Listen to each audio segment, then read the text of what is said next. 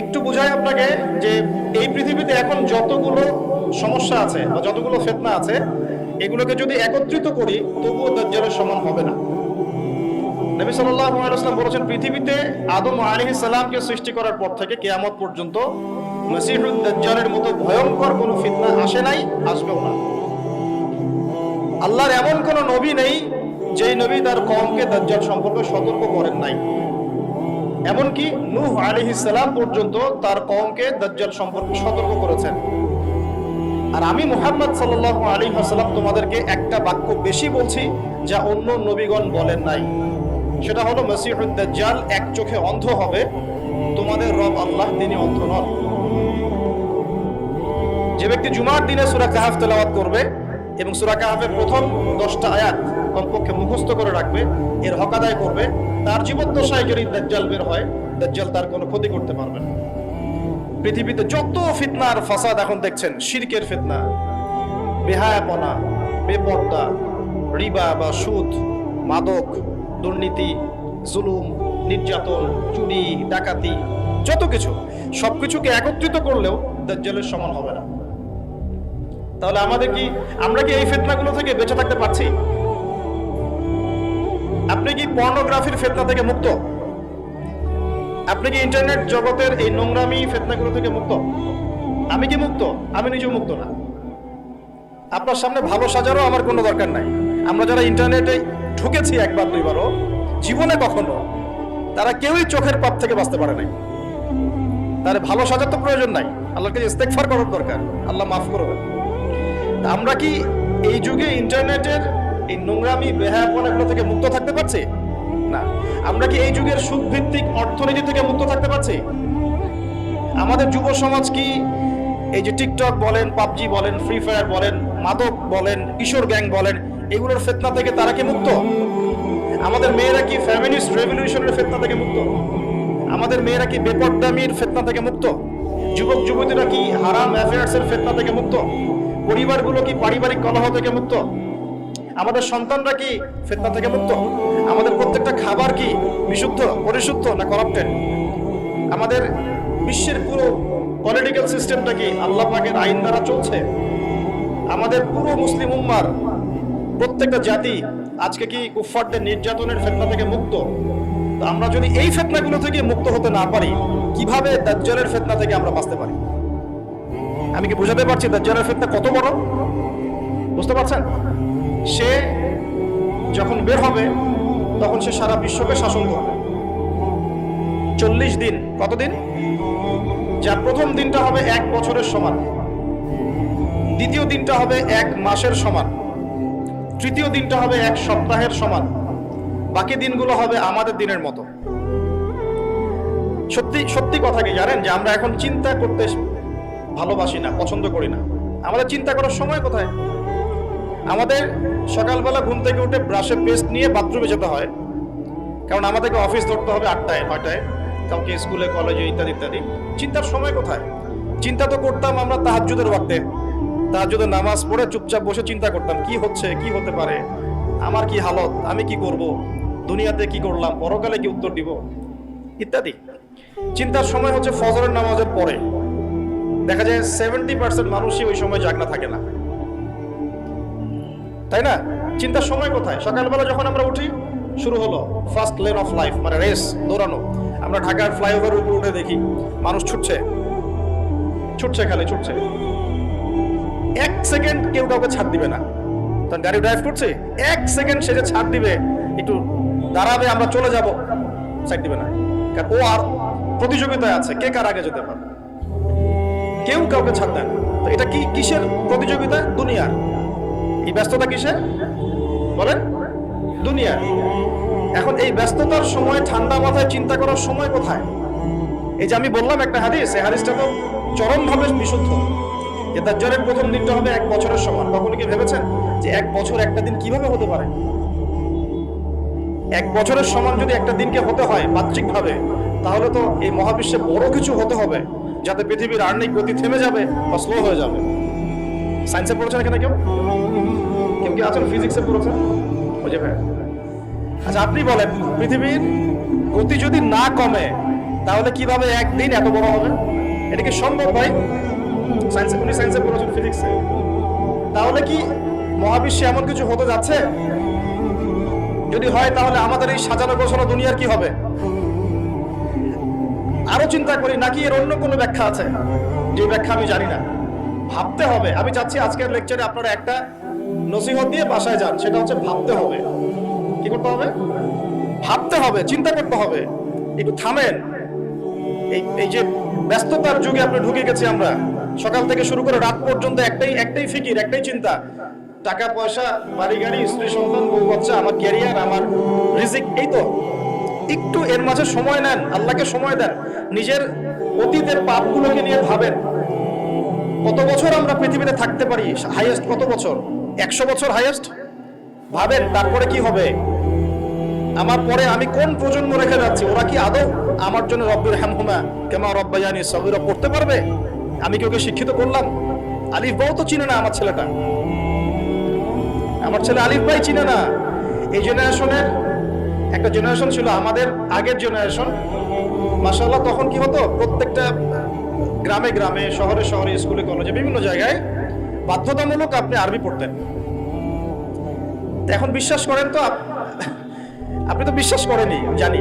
বিশ্বাস করেন কি যে আপনি এখন আরবি থেকে অনেক দূরে সরে গেছেন? আপনি এই যে পড়াশোনা করেছেন, ওই যে ভাই হাত তুললেন ফিজিক্সে, মিনিমাম 20 বছর। আপনি 20 বছরে 20টা সূরা শিখেছেন কি? আমরা আমাদের পরের জেনারেশনকে কোন হালতে রেখে যাচ্ছি? এগুলোকে ভাবতে হবে না, হবে না? আলী ইবনে আবি তালেবের একটা কথা বলি, তাহলে আপনি বুঝবেন। আলী ইবনে আবি তালেবের নাম কি শুনেছেন আপনি? শোনা উচিত ছিল। তারা আপনার আইডল। মেসি নেইমার আপনার আইডল নয়। মেসি নেইমার সৌদি আরবের আইডল। কিসের আইডল? আমাদের আইডল নয়। আমাদের আইডল হচ্ছে মুহাম্মদ সাল্লাল্লাহু আলাইহি ওয়াসাল্লাম, সাহাবায়ে কেরাম, তাবে তাবেঈন, ইমামগণ, মুজতাহিদ কেরাম, মুজাহিদ কেরাম। আলী ইবনে আবি তালেব বলতেন যে মানুষ যখন দুনিয়ায় চলাফেরা করে তখন মনে হয় সে ছাড়া দুনিয়াতে আর কিছুই নাই। আর সে এমন ভাবে দুনিয়া থেকে চলে যায় মনে হয় সে কখনো দুনিয়ায় ছিলই না। দুটো কথা ভাবেন, ভাবতে হবে। আজকের লেসনটা কি? ভাবতে হবে। তিনি বলছেন মানুষ এমন ভাবে দুনিয়ায় চলাফেরা করে মনে হয় সে ছাড়া দুনিয়াতে আর কিচ্ছু নাই। আমাদের চলাফেরা এমন না? দেখেন প্রত্যেকটা অঙ্গ নেই, পলিটিক্যাল অঙ্গন, ইকোনমিক অঙ্গন, ধর্মীয় অঙ্গন। পলিটিক্যাল অঙ্গনে একজন নেতা চলাফেরা দেখলে মনে হচ্ছে সে ছাড়া কিছুই নাই দুনিয়াতে। যারা অর্থনৈতিক জীবনের নেতৃত্ব দিচ্ছেন তাদের কাছে মনে হচ্ছে আমরা ছাড়া দুনিয়ার ইকোনমির আর মধ্যে আর কিছুই নাই। আমরা যারা ধর্মতাত্ত্বিক ভাবে চলাফেরা করি মনে হয় যে এই হুজুর ছাড়া আর কিছুই নাই দুনিয়াতে। আমার চেয়ে বড় শাইখার কে আছে? আমার চেয়ে বড় আর আলেম আর মুফাসসির কে আছে? সমস্যা সবার ভিতরে। শুধু এক শ্রেণীর মানুষকে আপনি টার্গেট করে আঘাত করে কথা বলা যাবে না। দেখতে হবে দূরদর্শিতার সাথে। সমস্যা সবার ভিতরে। এখন দেখেন আমরা দুনিয়াতে চলছি, মনে হচ্ছে যে আমরা ছাড়া কিছুই নাই মনে হয়। কিন্তু মানুষ দুনিয়া থেকে চলে গেছে, প্রায় মিলিয়ন বিলিয়ন ট্রিলিয়ন মানুষ এখন দুনিয়া থেকে চলে গেছে সূচনা থেকে এই পর্যন্ত। তাদের কোনো খবর আছে? কাদের খবর আছে? যারা এই দুনিয়াতে থাকাকালীন এমন কিছু করে গিয়েছিল যার ফলশ্রুতিতে আল্লাহ পাক তাদেরকে চিরস্মরণীয় করে রেখেছে। আমরা কি আবু বকর সিদ্দিকের নাম শুনে নেই? তার কৃতিত্ব মর্যাদা কি কমে গেছে না বেড়েছে? উমর ইবনুল খাত্তাবের নাম শুনি নাই? পৃথিবীর শেষ পর্যন্ত তার মর্যাদা কি কমে যাবে? উসমান বিন আফফানের নাম শুনেছেন? তার কথা কি আমরা আলোচনা করি না সম্মানের সাথে? আলী রাদিয়াল্লাহু আনহুর কথা বললাম, তার কথা কি আমরা সম্মানের সাথে আলোচনা করি না? করি। তার মানে আমরা আমাদের কীর্তি দিয়ে, ভালো কিছু কাজ দিয়ে এই দুনিয়াতেও অমর থাকতে পারি, আল্লাহর কাছেও সম্মান পেতে পারি। এটাই কি আমাদের জীবনের উদ্দেশ্য হওয়া উচিত না? ভাবতে হবে কিনা? আল্লাহ পাক আমাদেরকে তৌফিক দান করুন। যে পয়েন্ট থেকে আসলাম, কিভাবে সম্ভব বলেন তো একটা দিন এত লম্বা হওয়া? ভাববেন আপনারা। পরের দিন 1 মাসের সমান, তারপরের দিন 1 সপ্তাহ, তারপরের দিন আমাদের মতো। এভাবে কে বিশ্ব শাসন করবে বলেন? দাজ্জাল শব্দের অর্থ হচ্ছে মহামিথ্যাবাদী। কি নাম? মানে যার মিথ্যার উপরে পিএইচডি আছে। মিথ্যার উপরে পশ্চিমা বিশ্বের মতো। ওরা যদি বলে এটা দিন, ধরে নেবেন এটা রাত। ওরা যদি বলে এটা রাত, ধরে নেবেন এটা দিন। যদি বলে অমুক মুসলিম সন্ত্রাসী, ধরে নেবেন সে মুসলিম ভালো। যদি বলে অমুক মুসলিম খুব ভালো, খুব ভালো, ধরবে, বুঝে নেবেন এর ভিতরে কোনো সমস্যা আছে। পিএইচডি আছে মিথ্যার উপরে। আর মাসিহুদ দাজ্জাল সবচেয়ে বড় মিথ্যাবাদী। দাজ্জাল মানে মহা প্রতারক, যে আপনাকে এমন ভাবে প্রতারিত করতে পারে যার খবর হদিস আপনি পাবেন। আমরা আস্তে আস্তে আসতেছি দাজ্জাল এবং তার সাথে বর্তমান সভ্যতার কি সম্পর্ক এবং সামনে কিভাবে সে বিশ্বটাকে শাসন করতে পারে, এবং এর সাথে বর্তমান জেরুজালেম ইস্যুটা খুব গভীরভাবে সম্পৃক্ত আছে। মনোযোগ একটু ধরে রাখতে হবে। সে বিশ্বকে শাসন করবে। এখন আমাকে বলেন, আমার দিকে তাকান, আমাকে বলেন, একজন ব্যক্তি যদি বিশ্বকে শাসন করতে চায় তার অনুসারী লাগবে কি লাগবে না? একা একা একজন ব্যক্তি বিশ্ব শাসন করতে পারে? ও আচ্ছা, দাজ্জাল কি মানুষ না জিন নাকি? দাজ্জাল কে? এটা ফেরেশতা নাকি জিন না মানুষ? কি? এটাও একটা প্রশ্নের বিষয়। কিভাবে? দেখুন, আল্লাহ নবী সাল্লাল্লাহু আলাইহি ওয়াসাল্লাম বলছেন, নূহ আলাইহিস সালামের সময়ও নূহ আলাইহিস সালাম তার কওমকে দাজ্জাল সম্পর্কে সতর্ক করেছেন। তার মানে পৃথিবীর সূচনা থেকে সে পৃথিবীতে ছিল এবং সে বের হবে শেষ জামানায়, এবং বের হয়ে সে তার অনুসারীদেরকে নিয়ে বিশ্বটাকে শাসন করবে। তার মানে অনেক লম্বা একটা হায়াত সে পেয়েছে। কোন জাতি এত লম্বা হায়াত পায় বলেন তো? কোন জাতি? মানব জাতি এত লম্বা হায়াত পায়? একটা মিস্টেরিয়াস ক্যারেক্টার দাজ্জাল। সে কি?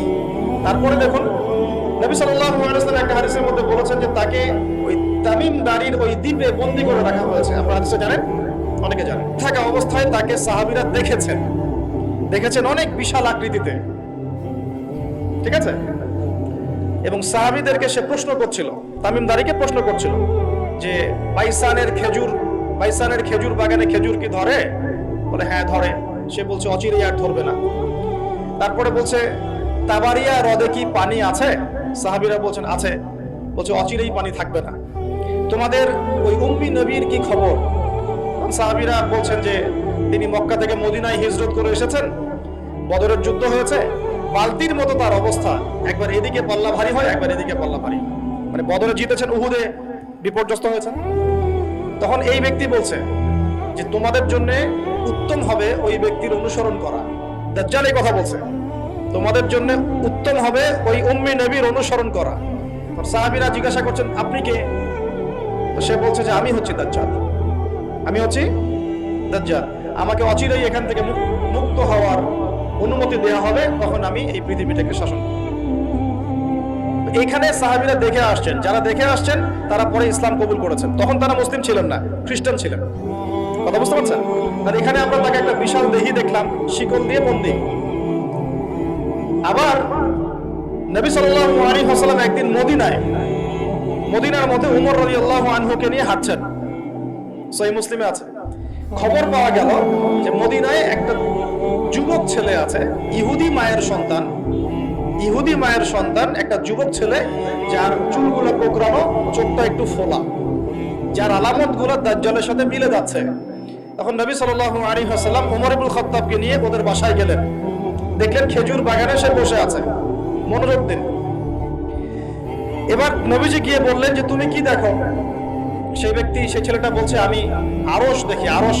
আরশ বোঝেন? সিংহাসন। কোথায় তোমার আরশ? সেই ছেলে বলছে পানির উপরে। কোথায়? পানির উপরে। নবীজি বলছেন তুমি তো তাহলে শয়তানকে দেখো। নবীজি বলছেন তুমি কি বিশ্বাস করো যে আমি শেষ নবী? সেই ছেলে বলছে আপনি কি বিশ্বাস করেন যে আমি নবী? কি বুঝতে পারছেন কথা আমার? নবীজি বলছেন তুমি কি বিশ্বাস করো যে আমি শেষ নবী? সেই ছেলে বলছে আপনি কি বিশ্বাস করেন যে আমি নবী? উমর রাদিয়াল্লাহু আনহু তরওয়ালের খাপ খোলা সারা। তিনি বললেন যে ইয়া রাসূলুল্লাহ অনুমতি দেন, এর গর্দানটাকে নামাই দেন, বেয়াদব, আপনার সাথে বেয়াদবি করছে। তখন নবী সাল্লাল্লাহু আলাইহি ওয়াসাল্লাম বললেন দাআহু ইয়া উমর, তাকে ছেড়ে দাও। যদি সে সত্যিকার অর্থেই দাজ্জাল হয়ে থাকে, তুমি উমর তাকে হত্যা করতে পারবে না। কেন হত্যা করতে পারবেন না? কারণ দাজ্জালের নিহত হওয়া লেখা আছে ঈসা আলাইহিস সালামের হাতে। কার হাতে? ঈসা আলাইহিস সালাম যখন আসবেন, এই প্যালেস্টাইনের বাবে লুদ নামক জায়গায় দাজ্জালকে মারা হবে। ঠিক আছে কথা? তাহলে ওমর তুমি তাকে হত্যা করতে পারবে না। আর যদি সে দাজ্জাল না হয়ে থাকে, নিরপরাধ মানুষকে হত্যা করে কোনো লাভ নাই। এখানে চান্স নেওয়া হলো 50-50। এক হাদিসে আপনি দেখছেন নবীজি বলছেন নূহ আলাইহিস সালাম তার কওমকে দাজ্জাল সম্পর্কে সতর্ক করেছেন। এক হাদিসে নবীজি বলছেন সে বের হলে 40 দিন বিশ্ব শাসন করবে। প্রথম দিন 1 বছর, দ্বিতীয় দিন 1 মাস, তৃতীয় দিন 1 সপ্তাহ। বাকি দিন আমাদের মতো। আরেক হাদিসে নবীজি বলছেন তামিম দাঁড়িয়ে দেখে এসেছে তাকে কোথায়, দ্বীপে বন্দী অবস্থায়, সে ছাড়া পাবে অচিরেই। আবার এখানে নবী সাল্লাল্লাহু আলাইহি ওয়াসাল্লাম মদিনাতেই একটা যুবক ছেলেকে দাজ্জাল মনে করে ইনভেস্টিগেট করলেন। আপনার কাছে কি সাবজেক্টটা সহজ মনে হচ্ছে না কঠিন? খুব সহজ কি না কঠিন? চিন্তা করতে হবে কি হবে না? এতই জটিল একটা ক্যারেক্টার। শুধু তাই না, নবীজি আরো বলছেন সে যখন বের হবে, 4টা জায়গার কথা পাওয়া যাচ্ছে হাদিসে, 4টা জায়গা কোত্থেকে বের হবে। এখানে কিন্তু নবীজি মদিনাতে তাকে খুঁজলেন, ইনভেস্টিগেট করলেন। আবার আরেকটা হাদিসে নবীজি বলেছেন সে যখন বের হবে সে জামানায় তখন মক্কায় ঢুকতে পারবে না, মদিনায় ঢুকতে পারবে না। আপনারা হাদিসটা জানেন না? আলেমরা তো জানেন। মক্কাতেও ঢুকতে পারবে না, মদিনাতেও ঢুকতে পারবে না। খোলা তরোয়াল নিয়ে ফেরেশতারা দাঁড়িয়ে থাকবেন। আবার সেই নবী মুহাম্মদ সাল্লাল্লাহু আলাইহি ওয়াসাল্লাম মদিনাতে এই ছেলেটাকে দাজ্জাল ভাবছেন, ইনভেস্টিগেট করছেন। তার মানে তারা সতর্ক ছিলেন। এই ছেলের নাম ছিল ইবনে সাইয়্যিদ। কি নাম? ইবনে সাইয়্যিদ, নাম মনে রাখবেন। এর একটা বিস্ময়কর ক্যারেক্টার। আবার সেই নবী সাল্লাল্লাহু আলাইহি ওয়াসাল্লাম বলেছেন শেষ জামানাতে দাজ্জাল বের হবে খোরাসান থেকে। কোন জায়গা? খোরাসান। খোরাসান বলতে কোন জায়গা? এটা মূলত এর হার্ট হচ্ছে আফগানিস্তান, এর পাশে যে বেলুচিস্তান, এই যে উজবেকিস্তান, ইরানের কিছু অংশ, এই পুরো জায়গাটা, শুধু একটা দেশ না, পুরো জায়গাটা এর হার্ট হচ্ছে আফগানিস্তান। খোরাসান থেকে বের হবে। আরেক হাদিসে নবীজি বলছেন সে ইস্পাহান থেকে বের হবে। কোন জায়গা? ইস্পাহান এখন ইরানে। ভৌগোলিক বিষয় যখন তখন চেঞ্জ হয়ে যায়, হয় কি না? আগে কি ইরাক ইরান এরকম পার্ট ছিল? আগে কি এভাবে এই 52টা দেশের ভাগ ছিল? লেবানন, জর্ডান, সৌদি আরব, ইরাক ইরান এরকম ভাগ ছিল? এক অঞ্চল ছিল শাম, একটা হেজাজ, একটা নাজদ, এরকম আর কি ভাগ ছিল। তো এটা চেঞ্জ হয়। ওই হাদিসে আসছে ইস্পাহান থেকে একটাতে, আরেকটাতে আসছে ইরাক এবং শাম। শাম বলতে বোঝাচ্ছি এই পুরো প্যালেস্টাইন, লেবানন, জর্ডান, পুরো অঞ্চলটাই শাম। আর ইরাক তো আপনারা জানেন। ইরাক এবং শামের মাঝখানের একটা রাস্তা থেকে বের হবে। 3টা জায়গা। আরেকটা 4 নাম্বার খাল্লা নামে একটা জায়গা থেকে সে বের হবে। আরে খাল্লা আপনি গুগলে সার্চ দিয়ে পাবেন না। গুগলের সাথেও দাজ্জালের অনুসারীদের একটা সম্পর্ক আছে, আপনার ফেসবুকের সাথেও আছে, প্রযুক্তিগুলোর সাথেও আছে, নিউক্লিয়ার ওয়েপন্সের সাথেও আছে, বর্তমান ব্যাংকিং সিস্টেমের সাথেও আছে, এবং বর্তমান গ্লোবাল পলিটিক্যাল অ্যাফেয়ার্সের সাথেও দাজ্জালের অনুসারীদের সরাসরি সম্পৃক্ততা আছে। আমি বলি নাই দাজ্জালের সম্পৃক্ততা আছে, দাজ্জালের অনুসারীদের সরাসরি সম্পৃক্ততা আছে। এটা বোঝার জন্য আপনাকে সূরা কাহফ পড়তে হবে। কেন সূরা কাহফ? কারণ সূরা কাহফ পড়লে আল্লাহ আপনার ভিতরের চোখ খুলে দিবেন ইনশাআল্লাহ। এখন আপনার ভিতরের চোখ বন্ধ। কেন বন্ধ? বিকজ আপনি প্রত্যেক জুমায় সূরা কাহফ পড়ছেন না। যখন প্রত্যেক জুমায় সূরা কাহফ অর্থ সহ পড়বেন বা অ্যাটলিস্ট তেলাওয়াত করবেন, দেখবেন ইনশাআল্লাহ আল্লাহ আপনার ভেতরের চোখ খুলে দিবেন। দাজ্জাল সাবজেক্টটা কি জটিল মনে হচ্ছে না সহজ মনে হচ্ছে? জটিল। এখন এত জটিলতায় আমরা গেলাম না, আমরা সহজ জায়গায় থাকি। সহজ জায়গাটা হচ্ছে সে বিশ্বটাকে শাসন করবে, এবং ন্যায় বিচারের ভিত্তিতে শাসন করবে কি? উত্তর না, সে সারা বিশ্বে ফিতনার ফাসাদ সৃষ্টি করবে। যারা তাকে ফলো করবে সে তাদেরকে সমৃদ্ধি দিবে, যারা তাকে ফলো করবে না সে তাদেরকে দুর্ভিক্ষ দিবে। বলা হচ্ছে সে খোদা দাবি করবে, সে নিজেকে খোদা দাবি করবে, বলবে আমি মাসিহ। আমি কি? মাসিহ। তার মূল কাজটা তাহলে জুলুমের ভিত্তিতে সারা বিশ্বটাকে শাসন করা। এই তো সে খোদা দাবি করবে। আপনি যদি মেনে নেন তাহলে তার জান্নাতে ঢুকবেন, যদি না মানেন তাহলে তার জাহান্নামে ঢুকবেন। তার জান্নাতে ঢোকা মানে হচ্ছে আসলে জাহান্নামে ঢোকা, আর তার জাহান্নামে ঢোকা মানে হচ্ছে আসলে জান্নাতে ঢোকা। যেমন একজন যুবক ছেলেকে সে পাবে রাস্তায়, যখন বের হবে ছেলেটাকে বলবে যে তুমি কি বিশ্বাস করো যে আমি আল্লাহ? সে ছেলে বলবে যে না, আমি বিশ্বাস করি না। সে ছেলেটাকে শুইয়ে দিয়ে করাত দিয়ে তাকে দুই ভাগ করবে। এটা হাদিসে আসছে। 2 ভাগ করে দেহের 2টা অংশ 2 দিকে ছুঁড়ে মারবে, এবং সে শক্তিশালী হবে, অনেক ফিজিক্যালি অনেক শক্তিশালী, অনুসারীদের দিক থেকে অনেক শক্তিশালী। পৃথিবীর সব নিয়ন্ত্রণ তার হাতে, ঠিক আছে? তার কাছে প্রযুক্তি, তার কাছে অনেক কিছু। মানে সবচেয়ে বড় ফিতনা, মানে সবচেয়ে বেশি শক্তিশালী, সবচেয়ে বড় মানে পাওয়ার, মিলিটারি পাওয়ার, সবচেয়ে বড় ইকোনমিক পাওয়ার, সবচেয়ে বড় মিলিটারি অ্যাফেয়ার্স, যা আছে সব। এর জন্য একটা যুবক ছেলেকে কেটে 2 পিস করে ফেলা কি এমন বিষয়? এখনই তো কত কি করা হচ্ছে, তাই না? আরে ভাই হচ্ছে তো, আমরা জানি তো। এই যে আমাদের প্যালেস্টাইনের একটা বাবাকে দেখলাম যে ছেলের শুধু হাত আর পা নিয়ে কান্নাকাটি করছে, মাথা নাই, বডি খুঁজে পাওয়া যাচ্ছে না। এখনই তো অনেক কিছু করছে ওর অনুসারীরা। তো সে যখন বেরোবে একটা যুবককে 2 পিস করে ফেলা কোনো বিষয়, একদিক এদিকে ছুড়ে মারবে আর একদিক ওইদিকে, এরপরে আবার জীবিত করবে তাকে, আবার জীবিত করবে, মানে তাকে আল্লাহ পাক এরকম কিছু ক্ষমতা দিবে মানুষকে পরীক্ষা করার জন্য। জীবিত করার পরে বলবে আমি তোমাকে মৃত্যু দেওয়ার পর জীবিত দিলাম, এখন কি জীবন দিলাম, এখন কি তুমি বিশ্বাস করো যে আমি আল্লাহ? এই ছেলে এবার বলবে যে এখন আমার পুরো ইয়াকিন হয়ে গেছে যে তুই দাজ্জাল, কারণ আমি এই হাদিসটা জানতাম যে এক ছেলেকে সেভাবে কেটে টুকরা টুকরা করে আবার জীবিত করে বলবে যে আমি আল্লাহ, তুই কি বিশ্বাস করিস? তবে আমি জানতাম না যে সেই যুবক ছেলে আমি। বলা হচ্ছে এই যুবক ছেলে অনেক বড় শাহাদাতের মর্যাদা পাবে। তার মানে বোঝাতে যাচ্ছে সে এত শক্তিশালী হবে যে সে যা ইচ্ছা তাই করতে পারবে, যা ইচ্ছা তাই। এখন কি আপনারা দেখছেন না যে গাজাতে যা ইচ্ছা তাই করা হচ্ছে, যা ইচ্ছা তাই। ইচ্ছা হলো আপনার ঘরটা ভেঙে দিলাম, ইচ্ছা হলো আপনার মেয়েকে তুলে নিয়ে আসলাম, ইচ্ছা হলো আপনার ছেলেটাকে নিয়ে কারাগারে রেখে দিলাম, ইচ্ছা হলো রিমান্ডে নিয়ে নিলাম, ইচ্ছা হলো আপনার জমিটা দখল করে ফেললাম, ইচ্ছা হলো আকাশ থেকে একটা বোম ফেলে আপনার বাচ্চাকে হত্যা করে ফেললাম। যা ইচ্ছা তাই, যা ইচ্ছা তাই, কেউ কিছু বলার নাই। সবাই মিলে আমরা হয়তো এরকম ওয়াজ মাহফিলে 2-4টা কথা বলে রাগ ছাড়তে পারি, আপনি একটু সাহস দেখালে মিছিল করতে পারেন, সেমিনার সিম্পোজিয়াম করতে পারেন, আরো বড় শক্তি থাকলে রাষ্ট্রীয় পর্যায় পর্যন্ত চাপ প্রয়োগ করতে পারেন, আরো যদি ইমানদার রাষ্ট্র হয় সে জাতিসংঘে গিয়ে একটা প্রতিবাদ করতে পারে। এই তো, এতটুকুই তো। সবগুলো মুসলিম রাষ্ট্র মিলে একসাথে হয়ে কি ওর বিরুদ্ধে যুদ্ধ করতে পারছে? সবগুলো মুসলিম রাষ্ট্র দরকার নাই, অ্যাটলিস্ট 2টা 4টা 5টা 10টা মুসলিম রাষ্ট্র কি একত্রিত হয়ে ওর বিরুদ্ধে যুদ্ধ করতে পারছে? তাহলে যা ইচ্ছা তাই সে করছে না। এবং এত মানবতা বিরোধী অপরাধ করার পরেও বড় বড় পশ্চিমা country, specially United state of America এসে বলে দিবে যে আমি আমার মিত্রের পাশে আছি, যা ইচ্ছা তাই করুক, আমি ওর পাশে আছি। এবং কথাগুলো তারা খুব ঠান্ডা মাথায় বলে, আমাদের মতো যে পলিটিক্যাল চিল্লা ফেল্লা করে কথা বলে।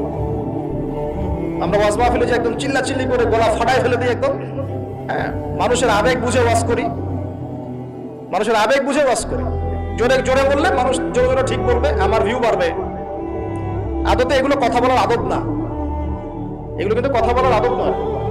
এখন বিষয়টা দেখুন, ঠান্ডা মাথায় বলে দিবে আমরা আমাদের মিত্রের পাশে আছি, তাহলে ও যা ইচ্ছা তাই করছে না? একটা ছোট রাষ্ট্র যদি যা ইচ্ছা তাই করতে পারে, দাজ্জাল করতে পারবে না? তাই মনে হয়? এখন সে এইভাবে বিশ্বটাকে শাসন করবে। আপনি যদি মেনে নেন তাহলে আপনি সমৃদ্ধি পাবেন, না মানলে আপনাকে দুর্ভিক্ষ দিয়ে দিবে।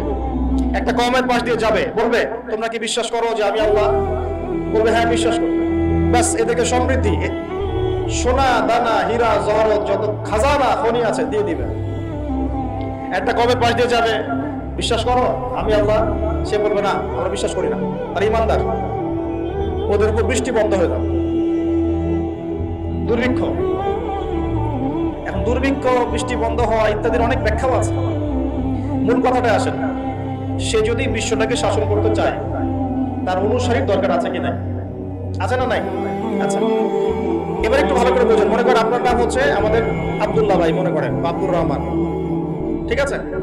আব্দুর রহমান ভাই আমাদের মনে করেন যে বিশ্বটাকে শাসন করতে চায়, তাহলে ভাই আপনি বলেন তো এই বিশ্বের অর্থনীতি আপনার নিয়ন্ত্রণ করতে হবে কিনা? হবে না? হবে না? না নিয়ন্ত্রণ করে কি আপনি বিশ্ব শাসন করতে পারবেন? আচ্ছা, আপনাকে বিশ্বের এই পুরো গ্লোবাল অ্যাফেয়ার্স, পলিটিক্যাল অ্যাফেয়ার্স গুলো নিয়ন্ত্রণ করতে হবে কিনা? হবে কি হবে না? আচ্ছা, আপনাকে বিশ্বের মিডিয়াগুলো নিয়ন্ত্রণে রাখতে হবে কিনা? হবে কিনা? আপনাকে বিশ্বের বড় বড় অস্ত্রশস্ত্রগুলো নিজের করে মজুত করতে হবে কিনা? বিশ্বের সবচেয়ে দামি বিষয়গুলো যেমন oil, gold, silver, petro dollar, এগুলো আপনার নিয়ন্ত্রণে থাকতে হবে কিনা? থাকতে হবে। বিশ্বের অর্থনীতি থেকে শুরু করে, রাজনীতি থেকে শুরু করে, সমরনীতি থেকে শুরু করে, মিডিয়া, প্রযুক্তি এগুলো আপনার নখদর্পণে থাকতে হবে কিনা? তার মানে দাজ্জাল যদি বিশ্ব শাসন করতে চায় তাকে এই প্রত্যেকটা বিষয়কে নিয়ন্ত্রণ করতে হবেই। এখন আমার প্রশ্ন, সে কাদেরকে নিয়ে বিশ্ব শাসন করবে? উত্তরটা হাদিস থেকে নিয়ে নেবেন। নবী সাল্লাল্লাহু আলাইহি ওয়াসাল্লাম বলেছেন সে ইহুদিদেরকে নিয়ে বিশ্ব শাসন করবে, মুসলমানদেরকে নিয়ে না, বৌদ্ধদেরকে নিয়ে না, খ্রিস্টানদেরকে নিয়ে না, অন্য কাউকে নিয়ে না। কাদেরকে নিয়ে? এমনকি ইস্পাহান যে শহরটার কথা এসেছে ওই জায়গাটার থেকেও 70,000 ইহুদি তার সাথে যোগ দিবে। কত হাজার? আরো যোগ দিবে এক শ্রেণীর মেয়ের কথা আসছে, যাদেরকে আপনি ঘরে রাখতে পারবেন না, তাদের বাবা ভাই স্বামী মিলেও ঘরে বেঁধে রাখতে পারবে না, ছুটে ওর সাথে যোগ দেবে। এক শ্রেণী হচ্ছে ইহুদিরা, এক শ্রেণী এরকম মেয়েরা, আরেক শ্রেণী হচ্ছে কিছু মুনাফিক, যার অন্তরে সামান্য পরিমাণ নেফাকিও থাকবে, সেও শেষে ওর সাথে গিয়ে যোগ দেবে। মূল যোগ দিবে কারো? তাহলে মূল বাহিনীটা কাদেরকে নিয়ে গঠিত বলেন? আচ্ছা, এখন আপনি আমাদেরকে বলেন, এবার আমার দিকে তাকান, ফোকাস করেন, এখান থেকে আমরা আস্তে আস্তে একটা কনক্লুশনে আসবো। দাজ্জালের ক্যারেক্টার বুঝেছেন, ওর ফাংশনটা কি সেটাও বুঝেছেন, কাদেরকে নিয়ে বিশ্ব শাসন করবে সেটাও জানলেন। এখন একটু লক্ষ্য করে দেখেন, আপনাকে আমি 2000 বছরের ইতিহাস এই 20 মিনিটে বলে শেষ করে দেব। কত হাজার বছর? 2000 বছর। ইহুদি কারা? ইহুদি আর বনু ইসরাইল কি এক? উত্তর না। ভালো করে কথাগুলো শোনেন, এগুলো বই পড়তে অনেক সময় লাগবে আপনার, এবং ঘাটাঘাটি করতে অনেক সময় লাগবে, খুব অল্প সময় বুঝে নেন। ইহুদি বনু ইসরাইল এক নয়। বনু ইসরাইল কাদেরকে বলা হয়? ইব্রাহিম আলাইহিস সালামের ছেলে, এক ছেলের নাম ইসমাইল, এক ছেলের নাম ইসহাক। ঠিক আছে? ইসমাইল আলাইহিস সালাম থাকেন মক্কায়, সেখানে তাকে কেন্দ্র করে একটা সভ্যতা। এই বংশে সর্বশেষ নবী মুহাম্মদ সাল্লাল্লাহু আলাইহি ওয়াসাল্লামের জন্ম। তার মানে আমরা বনু ইসমাইল। আমরা কারা? বনু ইসমাইল। আমরা মুহাম্মদ সাল্লাল্লাহু আলাইহি ওয়াসাল্লামের উম্মাহ। আর এইদিকে আরেক ছেলের নাম হচ্ছে ইসহাক, যিনি থাকেন ওই শামে, ওই প্যালেস্টাইনে, ওই জেরুজালেমে, ওই জায়গায়, ওটা শাম। ঠিক আছে? এবং ওখানে তিনি তার বংশ বিস্তার হচ্ছে। তার ছেলের নাম হলো ইয়াকুব। কি নাম? ইয়াকুব আলাইহিস সালামের আরেক নাম হলো ইসরাইল। ইয়াকুব আলাইহিস সালামের আরেক নাম কি? ইসরাইল। এবং তার সন্তানদেরকে বলা হয় বনু ইসরাইল। তার সন্তান অনেক। এই সন্তানদের মধ্যে একজনের নাম ইউসুফ। ঠিক আছে? তারপরে আসছে পরে ইউনুস। এই বনু ইসরাইলের মধ্যেই দাউদ, মূসা, সুলাইমান, ঈসা ইবনে মারিয়াম। বলা হয় 1,24,000 নবী রাসূলের মধ্যে বেশিরভাগই এখানে এসেছে। তাহলে বনু ইসরাইল বলা হচ্ছে এই কওমটাকে। তা ওদের নাম বনু ইসরাইল থেকে ইহুদি হলো কখন? যখন তারা ঈসা আলাইহিস সালামকে স্বীকার করলো না তখন। ঈসা আলাইহিস সালাম কি তাদের মধ্যে আসেন নাই? সেই ঈসা আলাইহিস সালামকে যখন তারা অস্বীকার করলো, তখন তাদের নাম আল্লাহ পাক এই বনু ইসরাইল থেকে পরিবর্তন করে হাদু দিয়েছেন কোরআনে। কুল ইয়া আইয়ুহাল্লাযীনা হাদু ইন যাআমতুম আন্নাকুম আউলিয়াউ লিল্লাহি মিন দুনিন নাস ফাতামান্নাউল মাউত। আছে না কোরআনে? অনেক জায়গা আছে। আল্লাহ পাক তখন তাদেরকে আর বনু ইসরাইল বলছেন না, বলছেন ইয়াহুদ। কি বলছেন? এই যে নাম আসলো ইহুদি। তো বনু ইসরাইল এবং ইহুদি এক নয়। বনু ইসরাইলটা ভালো ছিল এবং তারা ওই সময়কার মুসলিম ছিল। যখন তারা আল্লাহ পাকের আনুগত্য করেছিল, আল্লাহ পাক তাদেরকে সমৃদ্ধি দিয়েছিলেন, ঠিক আমাদের মতোই। আর যখন তারা আল্লাহ পাকের আনুগত্য করে নাই, পথভ্রষ্ট হয়ে যায়, আল্লাহ পাক তাদেরকে শাস্তি দিয়েছেন। এক পর্যায়ে তারা যখন নবীদেরকে হত্যা করা শুরু করেছিল, অনেক নবীকে হত্যাও করেছে। যেমন জাকারিয়া আলাইহিস সালামকে তারা হত্যা করেছে, ইয়াহইয়া আলাইহিস সালামকে হত্যা করেছে। সূরা ইয়াসিন পড়ে দেখেন, ওখানে একই দিনে 3 জন নবীকে হত্যা করা হয়েছে। পড়ে দেখেন। মূল কথা হচ্ছে নাম চেঞ্জ হলো কখন? যখন তারা সত্য থেকে পথভ্রষ্ট হয়ে গেল, ঈসা আলাইহিস সালামকে তারা অস্বীকার করলো, তখন আর বনু ইসরাইল নয়, ইয়াহুদ। এখন তাদের মধ্যে একজন অন্যতম নবী ছিলেন দাউদ আলাইহিস সালাম। কি নাম? বলেন নাম, মুখস্থ করেন। তাদের নাম কি? আচ্ছা, দাউদ আলাইহিস সালাম ছোট, তখন 14-15 বছর বয়স হবে। আল্লাহ পাক মূসা আলাইহিস সালামকে বলেছিলেন, তুমি তোমার সম্প্রদায়কে নিয়ে এই জেরুজালেমে যুদ্ধ করবে। কাকে বলেছেন? মূসা আলাইহিস সালাম। তুমি মূসা আলাইহিস সালাম তোমার সম্প্রদায়কে নিয়ে এই জেরুজালেমে গিয়ে যুদ্ধ করো। ওখানে আমালেকা নামে একটা সম্প্রদায় আছে, এরা খুবই শক্তিশালী। তবে তোমরা যদি ঈমানদার হও, তোমরা এর উপর বিজয় লাভ করবে। এর আগ পর্যন্ত এরা কিন্তু ওখানে ঢুকতে পারে নাই। কথা বুঝতে পারছেন? আল্লাহ পাক শর্ত দিলেন, যদি যুদ্ধ করে জয় করতে পারো, তাহলে তোমাদের এই জায়গাটা তোমাদের।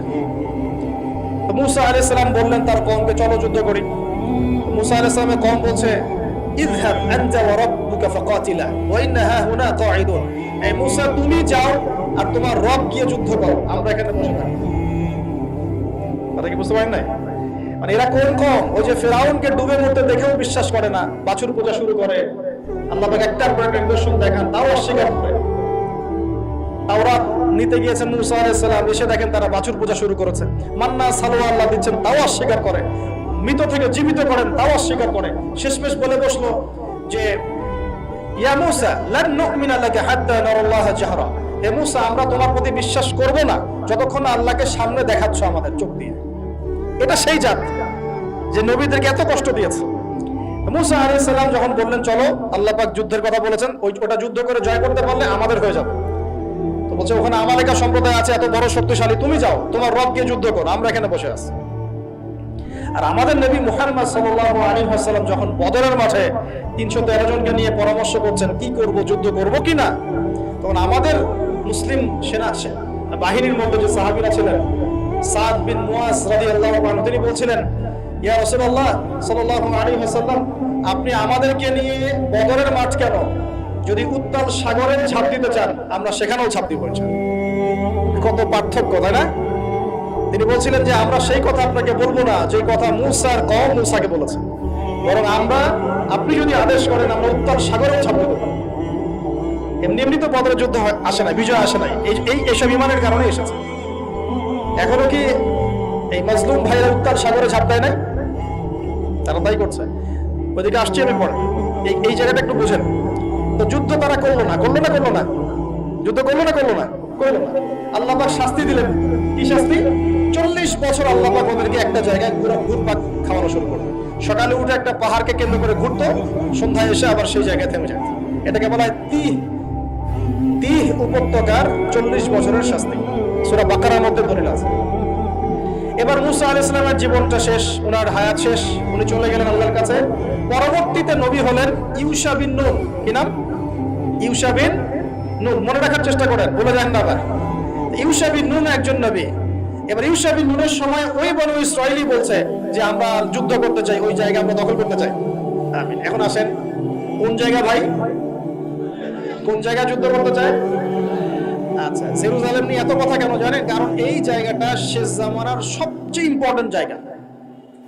শেষ জামানার সবচেয়ে ইম্পর্টেন্ট জায়গা 3টা, মুখস্থ করেন। কয়টা? এক হচ্ছে জেরুজালেম, 2 হচ্ছে মক্কা মদিনা, জানেন, আর 3 নম্বর হচ্ছে কনস্ট্যান্টিনোপল মানে কুস্তান্তনিয়া। কোথায় এটা? তুরস্কে। আরেকটা জায়গা আছে, এটা অনেক বেশি ইম্পর্টেন্ট, সেটা হলো খোরাসান। সেটা কি?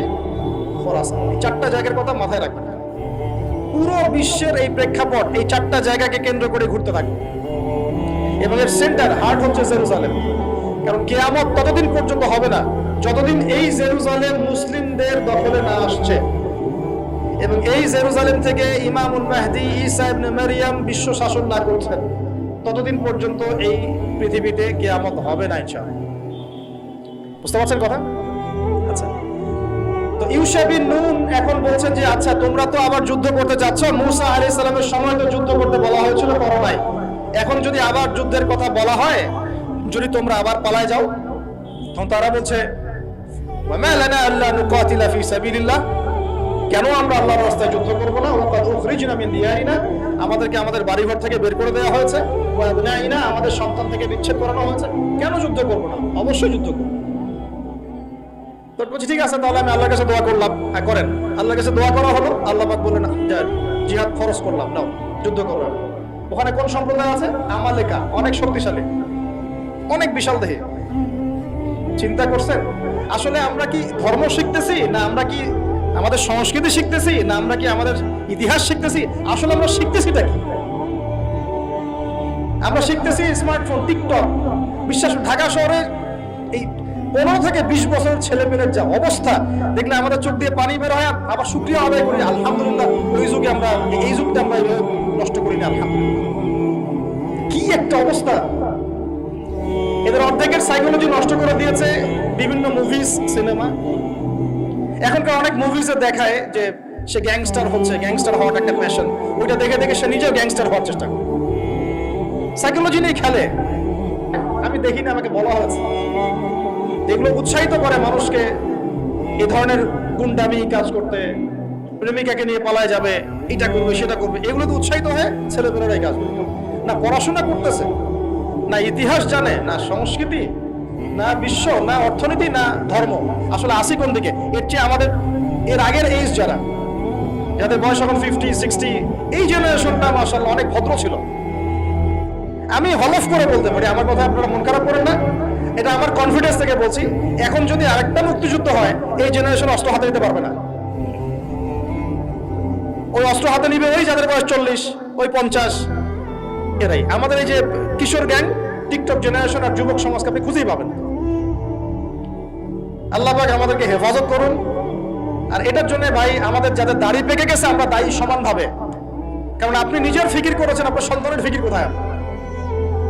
আপনার ছেলে সারা রাত পর্ন দেখে, আপনার মেয়ে সারাদিন ছেলেদের সাথে কথা বলে, আপনার মেয়ে ছেলে যে ডেট করতেছে এখানে ওইখানে, জেনা করতেছে, মদ খাচ্ছে, গাড়ি নিয়ে ধুমসে ড্রাইভ করতেছে মেয়েকে নিয়ে। আপনি মনে করতেছেন বাচ্চা ছোট আছে, বড় হলে ঠিক হয়ে যাবে। সুবহানাল্লাহ, আপনি বাচ্চাকে পড়াচ্ছেন না, কোরআন শেখাচ্ছেন না, হাদিস শেখাচ্ছেন না। জেনারেল লাইনে যে পড়াচ্ছেন, জেনারেল লাইনে পড়াশোনা করার পরে সে হচ্ছেটা কি শিখলো? স্যারকে দেখলে থাপ্পড় মারে। এখনকার ছেলেপেলে অনেকে স্যারকে সম্মান করে না। স্যার নকল ধরে ফেলেছে, স্যারকে এক থাপ্পড় দিল। গুন্ডামি শিখেছে, গুন্ডামি, আদব, সবর, নীতি নৈতিকতা, এইগুলো নাই, উঠে যাচ্ছে দিন দিন। আমি আসলে ওয়াজ করবো কি নিয়ে? দাজ্জাল তো অনেক বড় ইস্যু। সত্যি কথা বলতে দেখেন, আমরাও স্কুলে পড়েছি, কলেজে পড়েছি, কিন্তু আমরা তো বেয়াদব ছিলাম।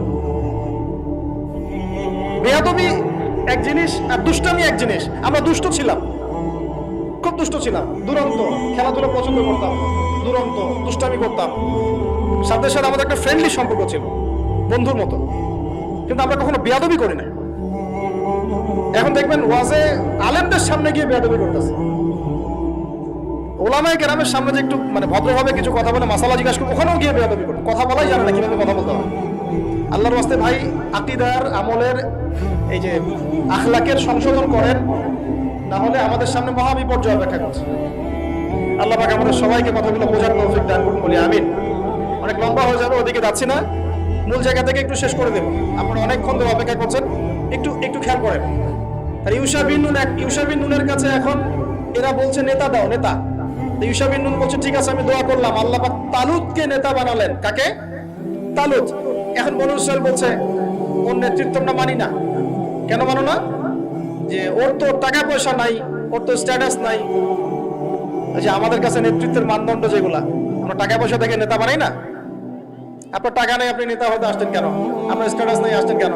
ও বনু ইসরাইল একই কথা বলছে, ওর তো টাকা নাই, স্ট্যাটাস নাই, নেতা হবে কেন?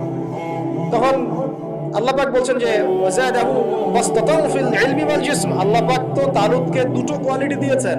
আল্লাহ পাক তাকে শারীরিক শক্তি দিয়েছিলেন এবং জ্ঞান দিয়েছেন, প্রজ্ঞা এবং জ্ঞান দিয়েছেন। তার নেতৃত্বের মানদণ্ড কয়টা গেলে পেলেন? দুটা। শারীরিক শক্তি থাকতে হবে ঠিকঠাক, ফিজিক্যালি স্ট্রং না হলে তো সে ডিল করতে পারবে না, আর মেধা থাকতে হবে, জ্ঞান। আসলে কি এই দুইটা এখন নেতৃত্বের মানদণ্ড? সুবহানাল্লাহ।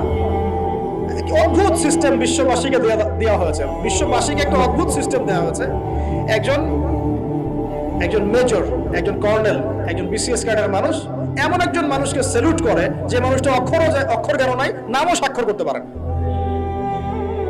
এবং সে বিভিন্ন জায়গায় দুর্নীতি করে আসছে, টাকা পয়সা লুটপাট করে আসছে।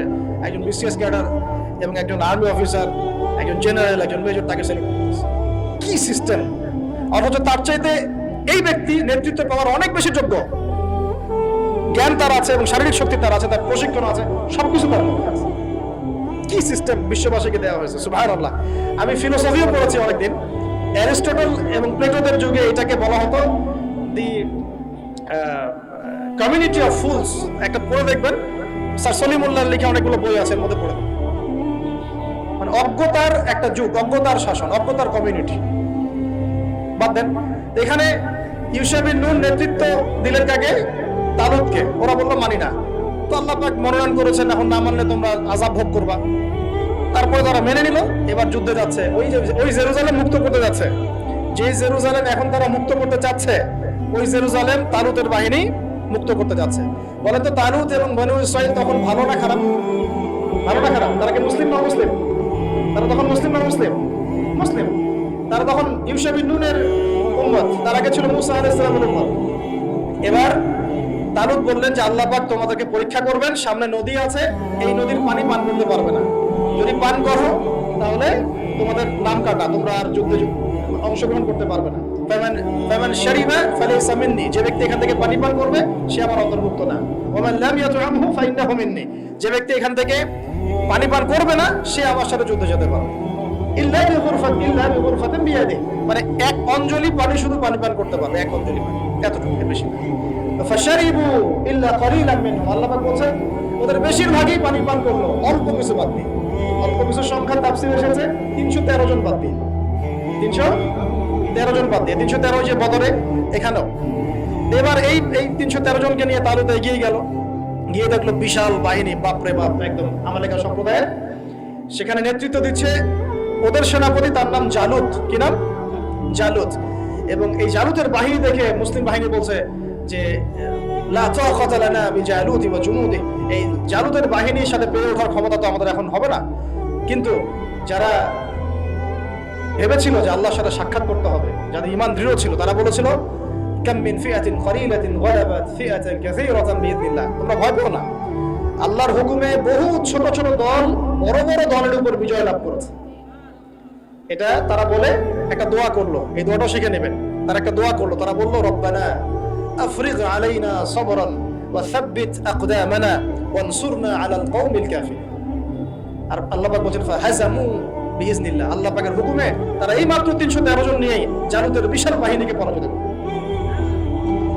বুঝতে পারছেন? এবং এই বাহিনীতে দাউদ আলাইহিস সালামও ছিলেন, তখন তিনি ছোট।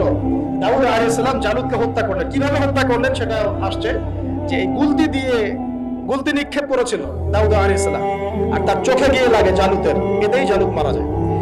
তো এখন মূল কথাটা হচ্ছে, দেখুন এই বনু ইসরাইল এই যুদ্ধে জয়লাভ করে এই বাইতুল মুকাদ্দাস বা জেরুজালেম জয় করলো।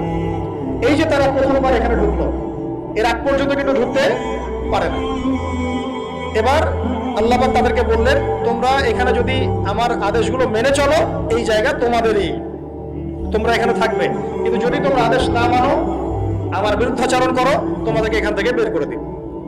আর আল্লাহ পাক এটা বলেও দিলেন লা তুফসিদুন্না ফিল আরদি মাররাতাইন, তোমরা কিন্তু দুইবার সীমা লঙ্ঘন করবা, আমি কিন্তু সতর্ক করছি তোমাদেরকে। কয়বার? দুইবার।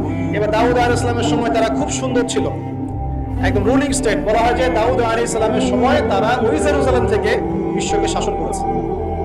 ঠিক আছে? দাউদ আলাইহিস সালামের পরে আসলো তার ছেলে সুলাইমান, নাম কি? সুলাইমান আলাইহিস সালাম। এই সময় আরো সমৃদ্ধি লাভ করলো, এত সমৃদ্ধি যে বাতাসের উপর নিয়ন্ত্রণ। জিনরা ডুবুরির কাজ করে পাথর এনে দেয়, জিনরা ডুবুরির কাজ করে মনে মুক্ত এনে দেয়। জিনদেরকে দিয়ে এই যে বাইতুল মুকাদ্দাস তিনি নির্মাণ করালেন আবার, তাই না? এই যে বাইতুল মুকাদ্দাসের কথা বলছি। তারপরে বাতাসকে যদি বলেন এখান থেকে আমাকে নিয়ে যাও, 1 মাসের পথ 1 বেলায় চলে যাচ্ছে। পিঁপড়া হাঁটছে, সুলাইমান আলাইহিস সালাম পিঁপড়ার ভাষা বোঝেন, পাখির ভাষা বোঝেন, তারা তেলাওয়াত করেন, মাছ এসে তেলাওয়াত শুনে। মানে এমন একটা সভ্যতা, এই সভ্যতা পৃথিবীতে আসেনি কখনো। এবং আপনি যতই সায়েন্স এন্ড টেকনোলজির কথা বলেন না কেন, এই লেভেলে আপনি যেতে পারবেন কখনো পারবেন না। কারণ সুলাইমান আলাইহিস সালাম একটা দোয়া করেছিলেন, রব্বি হাবলি মুলকান, আল্লাহ আমাকে এমন রাজত্ব দান করুন, লা ইয়ামবাগি লি আহাদ, যেমন রাজত্ব আপনি কাউকে দেন নাই কখনো। পৃথিবীর ইতিহাসে সুলাইমান আলাইহিস সালামের মতো রুলিং স্টেট কোনোদিনও ছিল না, আসবেও না। তো সুলাইমান আলাইহিস সালাম এবং তার অনুসারীরা তখন ভালো ছিলেন এবং জেরুজালেম থেকে তারা বিশ্ব শাসন করেছেন। এবার শুরু হলো তারপরে এদের অধঃপতন শুরু হতে হতে এমন একটা জায়গায় চলে গেল যে জেনা, এই মদ খাওয়া, এই সুদ খাওয়া, এই মানুষকে হত্যা করা, এমনকি নবীদেরকে হত্যা করা, এমন কোনো পাপ নাই করতে বাকি রাখলো। এমন কোনো পাপ নাই, মানে নবীদেরকে পর্যন্ত জবাই করে হত্যা করেছে। আর কি কিছু বলতে হবে?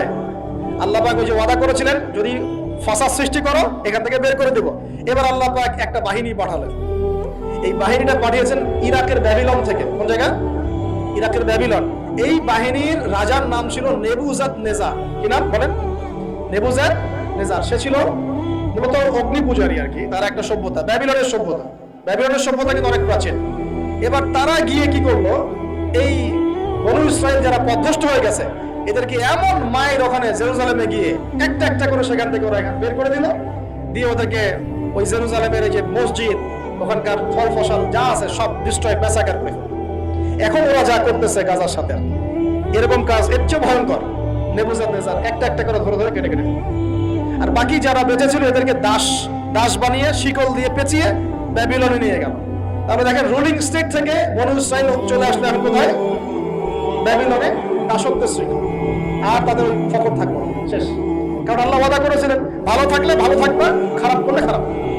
যেমন আল্লাহ পাক আমাদের সাথে ওয়াদা করেছেন না, উম্মতে মুহাম্মাদি যদি আমার আনুগত্য করো, মুহাম্মদ সাল্লাল্লাহু আলাইহি ওয়াসাল্লামের আনুগত্য করো, তোমরাই বিশ্বের নেতৃত্ব দিবে। আর যদি না করো, ওই যে তোমাদের উপর কাফেরদেরকে চাপাই দিবে, তাই না? এখন এরকমই আল্লাহ পাকের সুন্নাত একদম সেম। ইতিহাস খালি ঘুরছে আর ঘুরছে, কখনো ওদের পাল্লায় কখনো আমাদের পাল্লায়। বিশ্বের ইতিহাসটা একদম প্যারালাল, খেয়াল করে দেখবেন। এবার এই ব্যাবিলনে চলে আসার পরে এরা দাস, কাজ করলে খাইতে পারে, না করলে খাইতে পারে না। দেখেন কোন জায়গা থেকে আল্লাহ কোথায় নিয়ে আসলেন। আজকে আমরা যে 1200 বছর ওয়ার্ল্ডটাকে শাসন করেছি, কেউ বিশ্বাস করবে এখন? আমরা যে মুসলিম উম্মাহ প্রায় 1200 বছর মুহাম্মদ সাল্লাল্লাহু আলাইহি ওয়াসাল্লামের পর থেকে এই বিশ্বটাকে আমরা শাসন করেছি, এখন কেউ বিশ্বাস করবে? এখন যদি পশ্চিমারা বলে যে তোমাদেরকে স্যাংশন দিয়ে দিব, ব্যাস তখন আমাদের দেখা যায় যে সমস্যা হতে পারে। কেউ যদি বলে তোমরা যদি বাড়াবাড়ি করো টাকার মান কমে যাবে, আমরা বলি বাপরে বাপ, তাহলে তো বাড়াবাড়ি করা যাবে না। আমরা কি ওদের উপর রুল করতে পারি? এখন সরাসরি কথা বলেন না, পারি না, পারি না, পারি না, পারি না। কিন্তু একসময় পারতাম। পারতাম মানে ওরা জিজিয়া দিয়ে আমাদের দেশে থাকতো, জিজিয়া কর, ট্যাক্স দিয়ে আমাদের দেশে থাকতো। মুসলিম উম্মাহ যখন একটা ইউনাইটেড গ্লোবাল খেলাফা ছিল তখনকার কথা বলছি। তো এভাবে পালাবদল হয়। তো ওরা কখনো ভাবতে পারে নাই যে ব্যাবিলনে এসে এইভাবে জেলের জীবন কাটাতে হবে। কেন? অবাধ্যতার কারণে। এবার আল্লাহ পাক তাদেরকে আরেকটা সুযোগ দিলেন। কি দিলেন? আরেকটা সুযোগ দিলেন। ব্যাবিলনে বসে বসে ওরা আলোচনা করে যে আমাদের কিন্তু একজন মাসিহ আসবে। কে আসবে? মাসিহ। মাসিহ মানে হচ্ছে ত্রাণকর্তা। এই মাসিহ যখন আসবে আমরা আবার সেই জায়গা ফিরে পাবো। কি করবো আবার? কোন জায়গা বলেন? কোন জায়গা? জেরুজালেম। আবার ফিরে পাবো। বুঝতে পারতেছেন কি ভাই? আলোচনা একটু কঠিন আমি জানি, বুঝতে পারতেছেন কি? আচ্ছা, আমরা আবার জেরুজালেম ফিরে পাবো। ওরা এখন এগুলো আলোচনা করে যে আমাদের তাওরাতে লেখা আছে, আমাদের তালমুদে লেখা আছে যে শেষে আমাদের একজন মাসিহ আসবে। ওই মাসিহ আসলে আবার ওই জায়গা আমরা ফিরে পাবো। তোমরা টেনশন করো না, হতাশ হয় না। আমরা যেমন বলি না যে এখন দুরবস্থা চলছে, তাতে কি আমাদের মাহদি আসবেন, ঈসা ইবনে মারইয়াম আসবেন, আবার আমরা খেলাফা ফিরে পাবো, বলি কি না? হাদিসের মধ্যে আছেও। ওরাও এরকম চর্চা করে। করতে করতে আল্লাহ পাক তাদের দিকে মুখ ফিরিয়ে তাকালেন, দয়া করলেন। দয়া করে আল্লাহ পাক মাসিহকে পাঠালেন। সেই মাসিহের নাম কি? ঈসা আলাইহিস সালাম। কিন্তু এই হতভাগা জাত ঈসা আলাইহিস সালাম যে তাদের মাসিহ, এটা তারা বিশ্বাসই করলো না, বরং তাকে জারদ সন্তান বলে গালি পর্যন্ত দিল। জানেন না? মারিয়াম আলাইহিস সালামকে বললো যে কোত্থেকে সন্তান নিয়ে আসছো? মনে আছে আপনাদের? নিজেদের মাসিহকে তারা চিনতে পারলো। ঠিক আমাদের উম্মতে মুহাম্মাদির মধ্যে এমন অনেক মুনাফিক থাকবে যারা ইমাম মাহদিকে চিনতে পারবে না। দেখিয়ে ওই সময় যখন মাহদির বাহিনী বের হবে, বলবে সন্ত্রাসী বের হয়েছে। ইমামুল মাহদি মানুষের মুখের ভাষায় কথা বলবেন না, অস্ত্রের ভাষায় কথা বলবেন। জি, হাদিসে স্পষ্ট আছে, লা তুকাতিলুনাল ইয়াহুদ, তোমরা অবশ্যই ইহুদের সাথে যুদ্ধ করো। মুখ দিয়ে যুদ্ধ হয়। ওয়ালা তাকতুলুনহুম, অবশ্যই ওদেরকে তোমরা হত্যা করো। এমনকি যদি গাছের পিছনেও বা পাথরের পিছনেও কেউ লুকায়, পাথর গাছ কথা বলবে। হাত্তা ইয়াকুলু শাজার, গাছ কথা বলবে গারগাত বাদ দিয়ে। ইয়া মুসলিম, হে মুসলিম, ইন্না ওয়ারাল ইয়াহুদ তাআল ফাকতুলহু, আমার পিছনে লুকিয়ে আছে, আসো হত্যা করো। বাইরে এখন আল্লাহ পাক রহম করলেন, মাসিহ পাঠালেন, চিনতে পারলো না, বিশ্বাস করলো না, তাকে জারদ সন্তান বলে গালি দিল। শুধু তাই না, ঈসা আলাইহিস সালামকে তারা হত্যার চেষ্টা পর্যন্ত করে না। হত্যার চেষ্টা তারা সূরা মাইদা নিসা পড়ে দেখেন, তারা বলে, ফখর করে বলে ইহুদিরা, ইন্না কাতালনাল মাসিহ ইবনে মারইয়াম, আমরা ঈসা আলাইহিস সালামকে হত্যা করেছি। রাসূলুল্লাহ যে আল্লাহর রাসূল ছিল, আল্লাহ বলেছেন ওয়ামা কাতালুহু, তারা তাকে হত্যা করতে পারে নাই। ওয়ামা সালাবুহু, তারা তাকে ক্রুশবিদ্ধ করতে পারে নাই। বাল রাফাআহু আল্লাহু ইলাইহি, বরং আল্লাহ পাক তাকে তার কাছে উঠিয়ে নিয়েছে।